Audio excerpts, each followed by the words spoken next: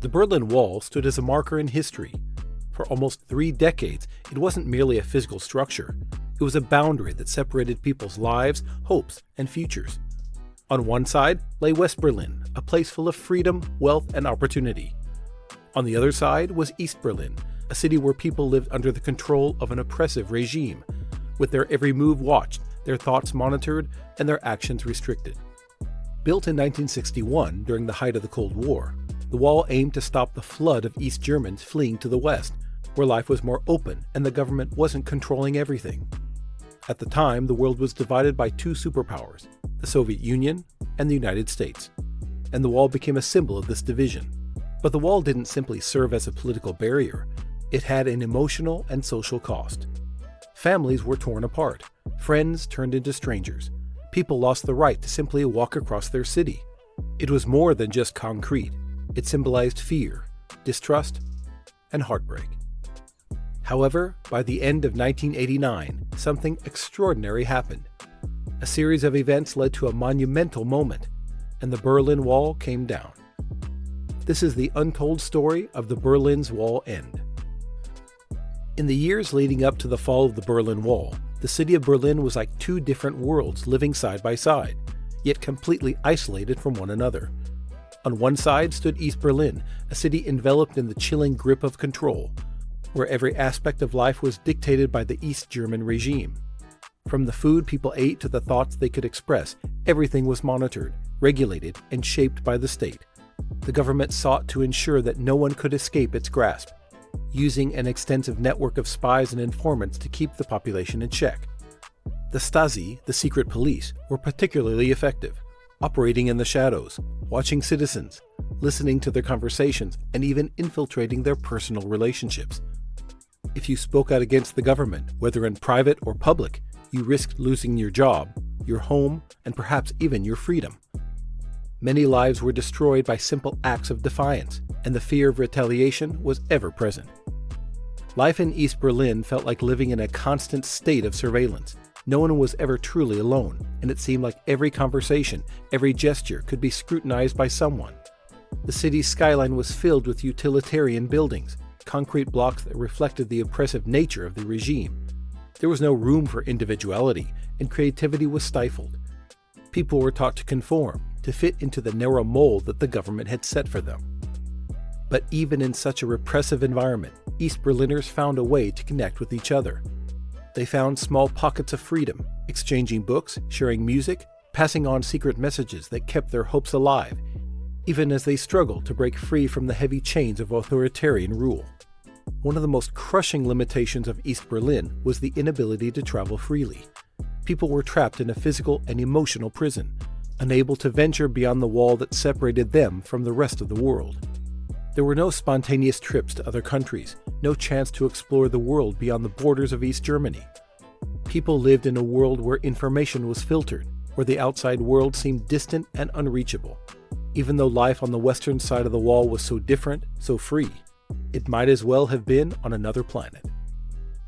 On the other side of the wall, West Berlin was a complete contrast. It was a city that portrayed the opportunities of the West, where people lived without fear of constant surveillance, where their voices could be heard without the threat of punishment. West Berlin was bustling with life. Markets were filled with fresh produce, streets were alive with conversation and laughter, and cafes offered a warm place for people to gather and express their ideas freely. There was a palpable sense of optimism in the air, a feeling of freedom that seemed so foreign to those who lived in the East. People in the West could travel freely, pursuing opportunities that were unimaginable for their counterparts on the other side. They could go where they wanted, do what they wanted, and say what they wanted, without fear of government retribution. But despite the oppressive conditions in the East, East Berliners never gave up hope of escaping to the West. They risked everything for the chance at a better life. Some tried to dig tunnels under the wall, hoping to make their way to freedom unnoticed.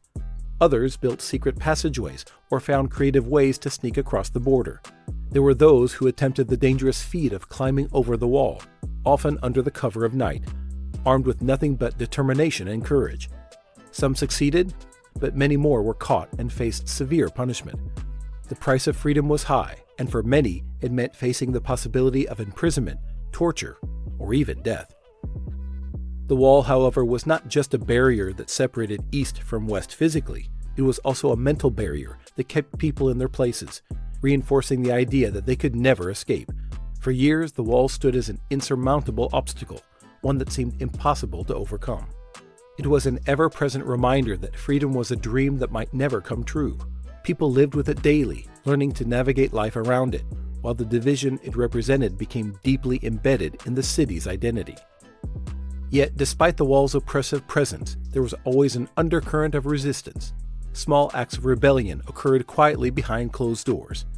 These acts of defiance were symbolic of a larger yearning for change, a yearning that simmered beneath the surface for years, even if it seemed like the wall would never come down. The people of East Berlin had not forgotten the taste of freedom, and despite the fear and the heavy hand of the regime, they held on to the belief that things could be different. The longer the wall stood, the more determined the people became. The oppressive regime could control their actions, but it could not control their dreams. The idea of a better life, of life beyond the wall, was never fully extinguished. It may have seemed like the wall would stand forever, but its very existence fueled the desire for change. The seeds of revolution had already been planted, and while no one knew it at the time, they were beginning to grow. By the mid-1980s, things began to change. The Soviet Union, which had been the backbone of communist support, was starting to show signs of weakening. Mikhail Gorbachev came into power in 1985, and he quickly set out to reform the Soviet system.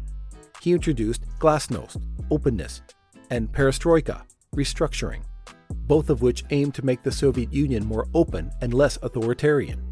These reforms had a ripple effect throughout Eastern Europe.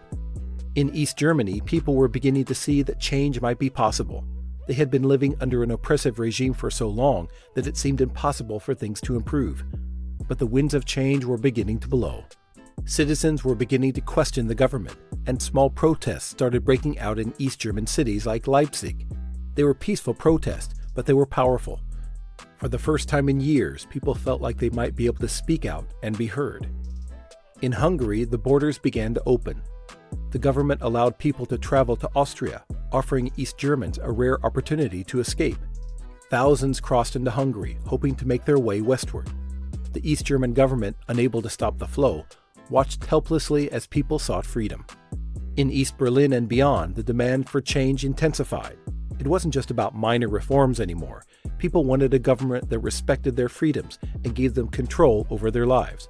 What started as a few dissidents calling for change grew into a movement supported by ordinary citizens, fed up with living under the regime. The pressure was mounting and something had to give. The East German government, struggling to respond, found its usual tactics of control failing. Protests couldn't be ignored, and people were leaving in droves. The wall, once a symbol of strength, now stood as a reminder of everything wrong with the regime. Its days were numbered, though the government had yet to realize it. The summer of 1989 became a pivotal moment. What began as small demonstrations escalated into mass protests across East Germany, with people marching for the right to live freely. These were not isolated events. They spread to every major city, with each protest drawing larger crowds. Caught off guard, the East German government found itself unable to suppress the protests. Their reliance on fear and oppression had kept people in check for years, but now the people had had enough. They were tired of surveillance, tired of restrictions, and most of all, they were tired of being told how to live. The protests were peaceful, but they held immense power. For the first time in decades, East Germans were demanding change, and the government was powerless to stop them. What made these protests even more significant was that they weren't limited to any one group of people. This wasn't just the youth or the intellectuals pushing for change. People from all walks of life, from factory workers, teachers, to parents, all joined the protests. They were united by one common desire: to be free. At this point, it wasn't about politics or ideology anymore. It was about basic human dignity. The East German government tried to suppress the protests, but they couldn't. People were determined, and the pressure was mounting.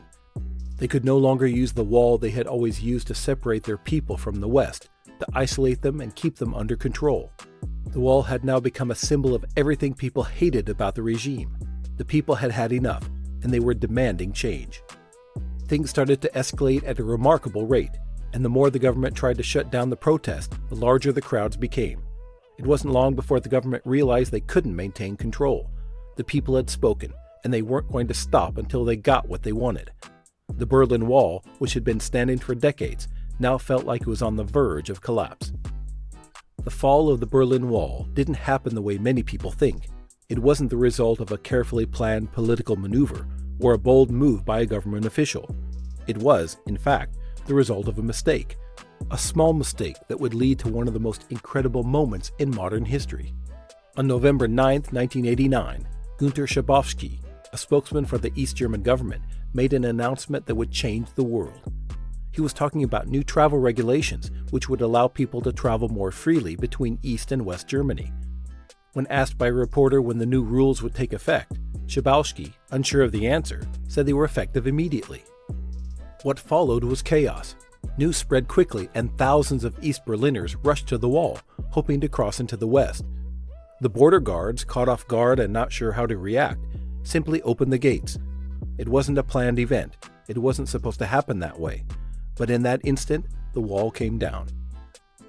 People flooded through the gates, cheering, crying, hugging one another. Families who had been separated for decades were reunited. The wall, once a symbol of division, became a symbol of hope and unity, and the rest, as they say, is history.